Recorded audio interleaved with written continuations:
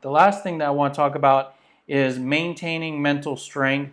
So everything that we've talked about so far is establishing more mental strength. Now we want to keep it. So one thing that I'm real big on is compartmentalizing your time, your day, your week. So as a salesperson, it can be extremely chaotic with different types of tasks. Everything from dealing with current clients to dealing with administrative paperwork, cold calling, managing data in the CRM, doing regular sales training, all sorts of different stuff.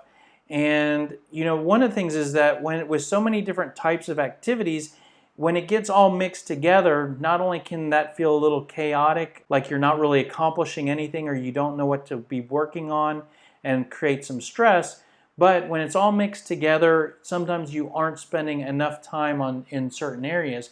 Give you an example. Here with the Smart Sales System, I personally believe sales training is really important. And if you're only just focusing on cold calling and prospecting, but you never work on developing yourself, then maybe your skills will be compromised and not go to the next level. So you're not getting everything out of those calls and that activity. On the other extreme, if you only do you only do training and you never get on the phones, then yeah, your training and skills, new information on skill development is great, but you're never using any of it. So you need to have a balance and a structure to make sure you're accomplishing everything and that you know what to be working on. And I personally think one of the best ways to do that is to compartmentalize your time. And what that basically means is segment your days or your week or your time to where you only focus on one thing at a particular time. What you do basically is you divide up the different things you need to work on into different categories or tasks, and then you assign different parts of the day to those categories. You could get really formal with this, with structuring your calendar so that this is your prospecting time and this is your admin time. Or maybe you just get really good and you know that, okay, now it's time for me to transition to this. Whichever way you do it, only focus on one thing at a time and really be diligent that this is the one thing that I'm doing this morning. I'll give you a couple examples, like me personally, cold calling, because it's very easy to always find reasons to not cold call or to be able to not find time to cold call. So it's really good to just shut everything else down and for a particular hour, 2 hours, day, whatever, only focus on outbound prospecting. Also for me, I like to, accounting work. Bookkeeping is something that is just really a hassle and something I never get to, but there's certain days and times where, okay, now I'm going to get into the books and reconcile paperwork. But whatever the case, whenever you're focused on that one area, you want to shut down multitasking. Of course, multitasking is a big part of a salesperson's day, and part of the success is being able to multitask, right? Have multiple, communications going on at the same time, working different leads and, talking to two different people almost at the same time. When it comes to some tasks, it's really good just to shut everything else off and only focus on that. Establish a daily routine. So, what this refers to is identify certain activities you do on a daily basis, and then it can be good to establish some sort of structure or routine for those tasks and processes.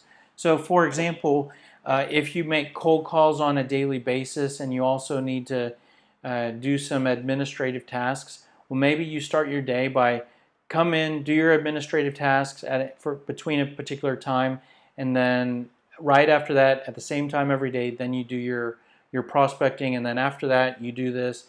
And that structure can make it more clear what you need to work on, and it can decrease demotivation or decrease you being unmotivated. Let me give you another example. So sometimes when people work from home, because of the lack of management oversight, literal oversight, it can be easy to get demotivated. And so one thing that can help with this, and I've personally done this, is that when working from home, I've gotten in routines where I would go take a shower and get cleaned up as though I was going into the office. Then I would start my day. And that routine helped me from, the opposite of that could be lounging around in your pajamas, not taking a shower until 5 o'clock in the afternoon. And those are two different routines, right? And the one where you can identify what routine might help you to stay focused, stay motivated, have a better mental outlook. Create your own targets. If you work for a company, you likely have a sales quota and sales targets. So that's great, and that should be some level of motivation for you. The downside to targets that you often get from an employer is that they're usually a big number, right? Like, for example, an annual quota. Yes, at the end of the year, you will have a total number of sales that you generated, right? But every day you're working, and so there's so many days that make up that year, and so many hours in that day, and so many sales activities that lead to that big sales number. So if you want to increase your mental clarity around what you need to do, and your motivation and your focus and your drive, what you can do on your own is to create your own targets. Whatever numbers you already have, break those down into daily numbers, weekly numbers, monthly, and whatnot, yearly. And if you have sales numbers for those different time periods, that's great. But break sales down into the different activities that lead to sales. So whether that is calls, events, meetings, leads, emails, whatnot.